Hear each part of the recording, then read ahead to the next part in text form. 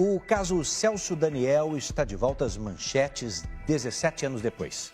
O ex-prefeito de Santo André, cidade do ABC Paulista, foi assassinado em 2002. Tudo isso porque o publicitário Marcos Valério, condenado no mensalão do PT, disse em depoimento à polícia de Minas Gerais que Lula é um dos mandantes do crime.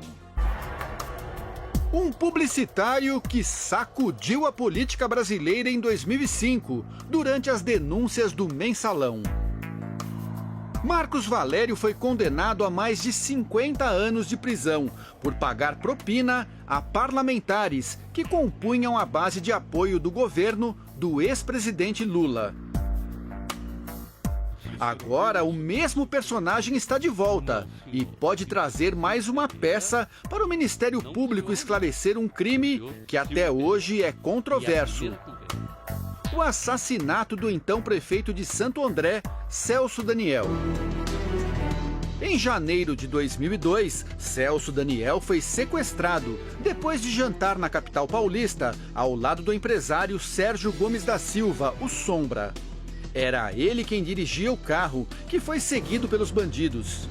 Armados, eles conseguiram levar Celso Daniel. 2 dias depois, o corpo do prefeito foi encontrado com 11 tiros, numa estrada de terra em Juquitiba, região metropolitana de São Paulo. Celso Daniel era uma figura importante no partido e seria o coordenador da campanha do PT na eleição de 2002. Na época, Sombra passou a ser o principal suspeito. Ele teria planejado o assassinato porque o prefeito queria pôr um fim no esquema de cobrança de propinas de empresas de transporte em Santo André. Sombra sempre negou o crime e morreu de câncer em 2016. A polícia concluiu a investigação como crime comum e apontou como responsável uma quadrilha da região especializada em sequestros.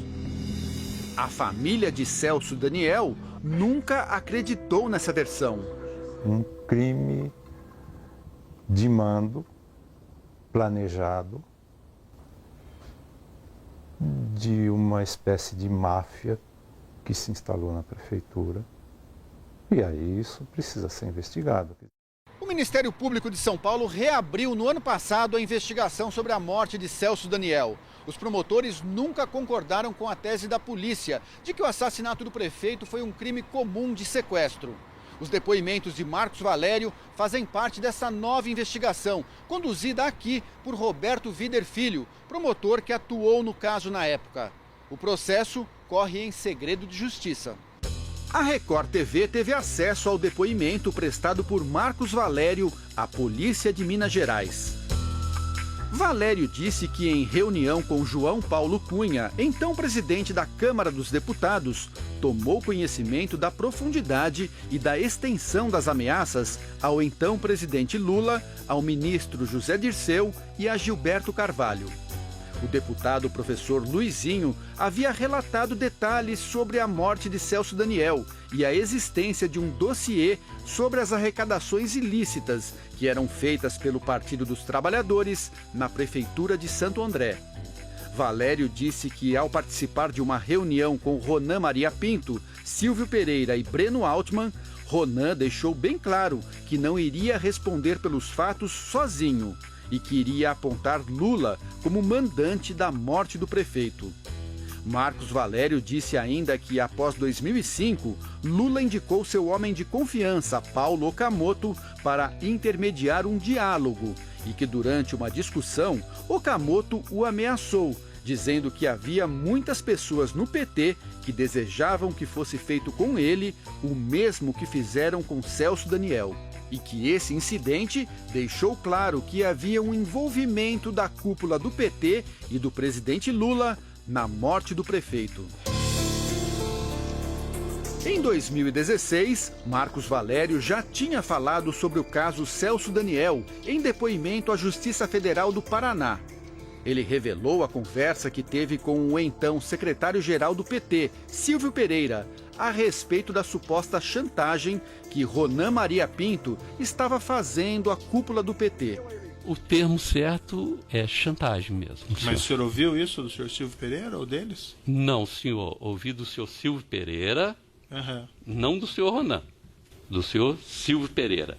E a primeira conversa dentro do Sofitel Hotel, na lanchonete do lado de fora, foi explícito isso, que os ministros José Disseu, o presidente Lula e o senhor Gilberto Carvalho estavam sendo chantageados. O empresário Ronan Maria Pinto foi preso em 2017 pelo envolvimento no esquema de corrupção do setor de transportes de Santo André.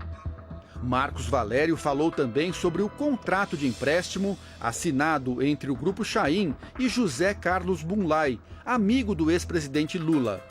O dinheiro seria para pagar Ronan Maria Pinto, que logo depois comprou o jornal Diário do Grande ABC. Valério disse que tinha medo de falar sobre o assunto por causa da periculosidade dos envolvidos no caso. Nas suas palavras, o senhor foi ver quem era Ronan Maria Pinto, correto? Sim, senhor. O que aconteceu? Como é que se descobriu quem era Ronan Maria Pinto? O que o senhor fez para descobrir quem era Ronan Maria Pinto? Excelência, o que eu descobri é muito sério e eu não queria me envolver. E vou pedir para não responder essa pergunta. Por quê? Porque é um assunto muito grave e eu não quero correr risco. O advogado de Ronan Maria Pinto disse que as declarações de Marcos Valério são falsas. Uma tentativa desesperada de conseguir uma colaboração premiada a qualquer custo e com qualquer informação, mesmo que não esteja sustentada por uma prova documental ou outras testemunhas que sustente. Em nota, o PT também afirmou que Marcos Valério mente. O ex-ministro Gilberto Carvalho diz que não conhece e nunca falou com Marcos Valério e que o mesmo vale para o ex-presidente Lula. E acrescenta: tomarei medidas judiciais para que o senhor Marcos Valério pague por mais este crime que cometeu. Também em nota, Paulo Okamoto disse que Marcos Valério repete declarações mentirosas e sem provas, que já foram investigadas e arquivadas pela Justiça. Para a família de Celso Daniel, a reabertura é motivo de esperança de que o caso finalmente tenha um ponto final. É um caso que a gente gostaria de ver elucidado. Essa sempre foi a batalha nossa, né? Que tudo fosse investigado, porque as circunstâncias foram sempre muito obscuras.